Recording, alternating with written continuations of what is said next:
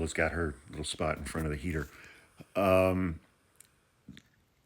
think you're onto something with that comment, frankly, because don't forget that when the new Congress is sworn in, the House of Representatives a month from now, the margin of Republicans to Democrats is going to be 217 to 215. Republicans will not be able to lose a single vote on anything, which will have the impact of making every Republican vote the most important vote. And many people in the Republican Congress caucus are insane. They're crazy people with crazy demands and crazy ideas about all kinds of crazy things.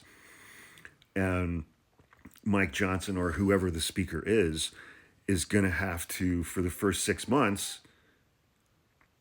have unanimous Republican support on literally every single thing. And he couldn't get anywhere near that with this funding thing that they've been dealing with for the last 3 days. And it's like they've got to negotiate a huge tax plan. They have to go through this whole funding the government thing again in March. Donald Trump has all of these legislative priorities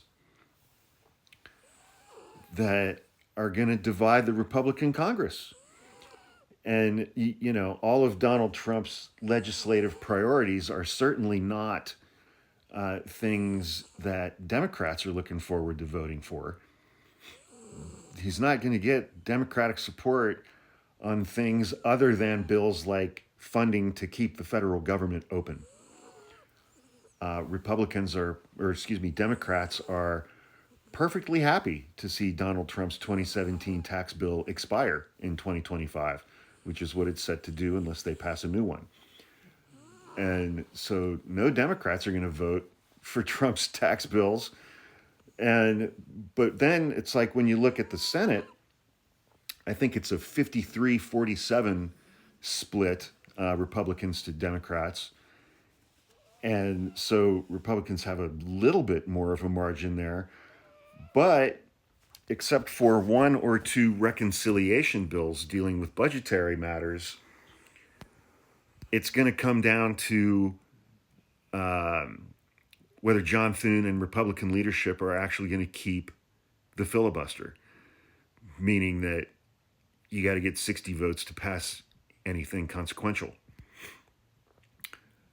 Because, we saw Donald Trump get spanked by House Republicans and Senate Republicans yesterday because he was demanding that Republicans do away with the debt ceiling limit. And they said no. And I wouldn't want to be in Republican leadership in the Senate right now, because the vicious attacks that they are going to go through if they say, no, actually, we're going to keep the filibuster. That's what makes the Senate. And we have to craft legislation through a process of compromise if you want to get your 60 votes, because they're going to have to get at least 7 Democratic votes on everything. Hopefully they keep the filibuster. I don't know. We'll see what happens. But the first 6 months of Trump's presidency, Congress is going to be an absolute mess. It's going to be an absolute mess.